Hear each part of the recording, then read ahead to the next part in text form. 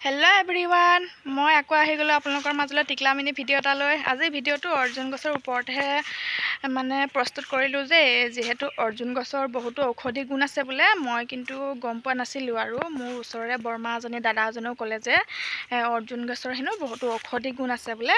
আৰু যদিহে আপোনালোকৰ বুকু পিঠি বিষ হৈ আছে, অৰ্জুন গছৰ ছালটো আনি থেতেলিয়াই পানীত যদি আগদিনা তিয়াই ৰাখে, পিছদিনা হেনো সেই পানীটো খালী পেটতে একাপ বা এগিলাচ কৰি যদি খালী পেটতে খোৱা হয়, তেনেহ'লে বহুতো বেমাৰৰ পৰা নিৰাময় পোৱা যায়। আৰু কথাটো মইতো বৰ ভালকৈ হয় নহয় নাজানো, সেয়েহে আপোনালোকৰ লগত শ্বেয়াৰ কৰোঁ বুলিয়ে ভিডিঅ'টো প্ৰস্তুত কৰিলোঁ।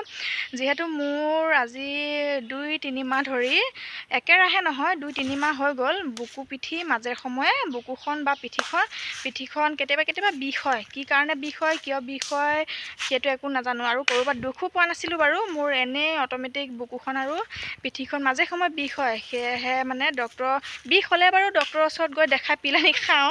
পিল খালেও ভাল হৈ যায় আৰু পিছত আকৌ হয় সেয়েহে ওচৰৰে দাদা এজনক বৰমাহঁতক কৈছিলোঁ মই, বৰমা মোৰ এনেকুৱা তেনেকুৱা হৈছে বুলি। তেতিয়া দাদাজনেও ক'লে যে তুমি অৰ্জুন গছৰ ছালটো আনি আগদিনাই বা কিবা পটাত থেতেলিয়াই লৈ পানীত তিয়াই ৰাখিবা আগদিনাই, আৰু সেই পানীটো তুমি পিছদিনা খোৱাৰ পৰা উঠি খালী পেটতে একাপ বা এগিলাচকৈ তুমি এসপ্তাহমান ব্যৱহাৰ কৰিলে তোমাৰ বিষটো ভাল হ'ব বুলি কৈছে। আৰু তেখেতলোকে হেনো খাই সেইদৰে বিষ ভালো পাইছে, কৈছে আৰু আমি খাই ভাল পাইছোঁ বুলি কৈছে। সেয়েহে ময়ো ভাবিছোঁ এইটো ঔষধকে এবাৰ খাই চাওঁ নেকি। আৰু ভয়ো লাগিছে যিহেতু আজিলৈকে খাই পোৱা নাই, আৰু ঘপককৈ খাই নোপোৱা বস্তু এটা খাবলৈ ভয়ো লাগে দিয়কচোন। আৰু যদিহে কিবা অপকাৰ হয়তো সেইটো দিগদাৰ হ'ব, সেয়েহে খাম বুলি ভাবিছোঁ। আপোনালোকে কোনোবাই যদিহে অৰ্জুন গছৰ ছাল এনেকৈ খাই বেমাৰ নিৰাময় পাইছে, তেন্তেহ'লে মোক কমেণ্ট এটা কৰি জনাব নাপাহৰিব। আৰু যদিহে আপোনালোকে খাই পোৱাও নাই, তেন্তে হ'লে ঘপককৈ ব্যৱহাৰ নকৰিব। কোনোবাই খাই যদি ভাল পাইছে তেনেকুৱা মানুহক ভালকৈ সুধি পুচি লৈহে ব্যৱহাৰ কৰিব। আৰু ঘপককৈ কোনোবাই কোৱা শুনিলে বুলিয়ে যে এনেকৈ কৈছে আৰু এইটো সঁচাই হ'ব বুলি আপোনালোকে ব্যৱহাৰ নকৰিব।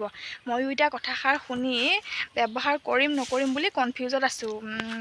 ভয়ো লাগে, আৰু যিহেতু ঔষধ বুলি ক'লে বুলিয়েই যিকোনো গছৰ ছাল আনি তেনেকৈ থেতেলিয়াইতো খোৱাটো সম্ভৱ হ'ব নোৱাৰে। সেয়েহে মই ওচৰৰ বৰমাহঁতক সুধিছোঁ। বৰমাহঁতে আমাৰ দাদাজনৰ হেনো তেওঁ ৱাইফক খুৱাইছে, তেওঁ ৱাইফৰো এনেকৈ বুকু বিষ হৈছিলে হেনো, তেতিয়া অৰ্জুন গছৰ ছাল আনি থেতেলিয়াই খুৱাওঁতে এসপ্তাহ পানীটো খুৱাওঁতে ভাল পালে বোলে। আৰু আপোনালোকে যদিহে কোনোবাই খাই তেনেকৈ বেমাৰ নিৰাময় পাইছে, মোক কমেণ্ট এটা কৰিব নাপাহৰিবচোন। বাই।